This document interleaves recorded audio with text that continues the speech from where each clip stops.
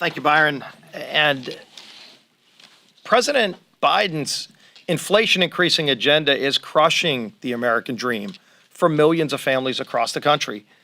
We've heard some of the stories. Families are already talking about canceling their summer vacation, not just because of the inflation, but because they can't even afford to fill their gas tank because gas prices are so high, more than double where they were when Joe Biden took the oath of office.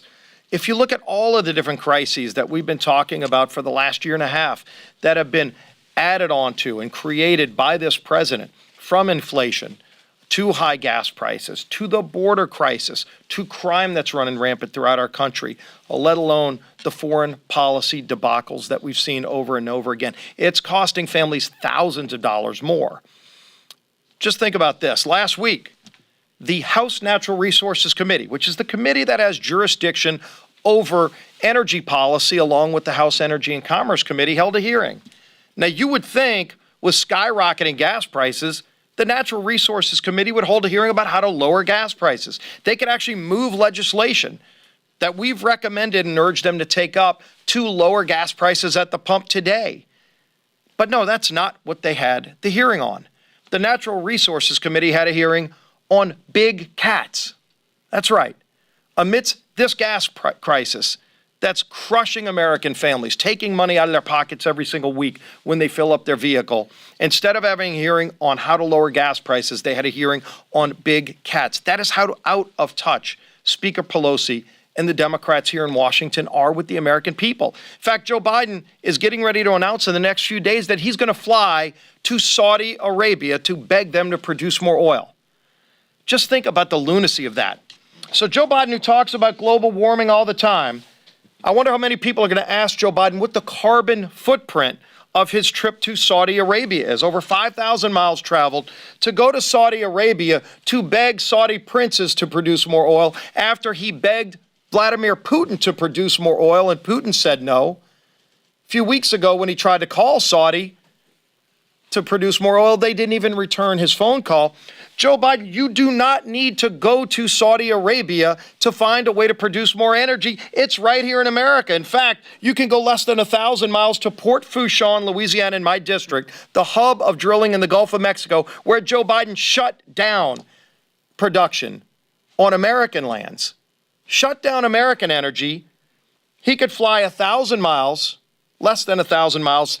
And by the way, I can tell you, President Biden, you don't have to wonder what the answer will be. If you ask them if they'll produce more energy in Port Fourchon, Louisiana, their answer will be yes, because they know how to produce good, clean American energy, by the way, cleaner than anywhere else in the world. Don't fly over 5,000 miles to Saudi Arabia where you don't know the answer, because they're a cartel. OPEC is a cartel. It's a monopoly. They like a higher price of gasoline. But even if they said yes, first of all, the energy they produce is not as clean as what we produce in America because we have the best standards. But what also is critically important is that by saying no to American energy, as Joe Biden did day one when he came into the White House, by going and asking Saudi to produce more energy, that takes more money out of America's coffers. So America actually makes, next to income that people write their taxes to the IRS from, the largest producing federal agency for tax revenue is the Department of Interior. Drilling on federal and state lands, public and private lands, generates more income than any other agency next to the IRS. And that money is depleting. That revenue is depleting. You know what else it means? States like Louisiana actually share in the revenue when they drill for oil.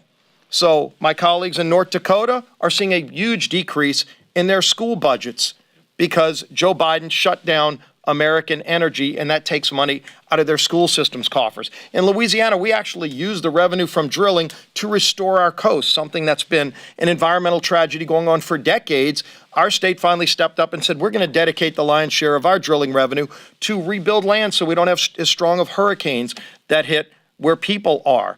And that's something we've been working on for decades, and Joe Biden has taken that away. So, President Biden, don't expend the massive carbon footprint to fly over 5,000 miles to Saudi and beg them to drill for more oil and might even say no. Just fly right down to any part of the United States like Port Fourchon where the answer will be yes to clean American energy. We know the answers. Republicans have been laying out these answers for over a year. What we need is a president who's willing to listen, who's actually willing to work with people on the other side to address these serious problems that are facing the hardworking families all across the country who are struggling. We're going to continue to do that. We're going to continue to reach out and offer these solutions. Hopefully one day President Biden will finally stop flying to foreign countries and asking them for help when the answer is yes right here in the United States of America, if he just asks the question. With that, we'll be happy to take any of your questions.